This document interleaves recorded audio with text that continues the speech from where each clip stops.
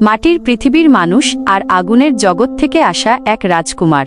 তাদের প্রেম কি পূর্ণতা পাবে নাকি মহাকালের গর্ভে হারিয়ে যাবে? অনেক প্রতীক্ষার পর আজ ফিরছে আরহাম আর সায়রার সেই অমর উপাখ্যান, নিষিদ্ধ ভালোবাসা। মানুষের প্রেমে যখন জিনের মৃত্যু হয়। বন্ধুরা, আমি জানি আপনারা অনেক দিন ধরে আমার গল্পের জন্য অপেক্ষা করছেন।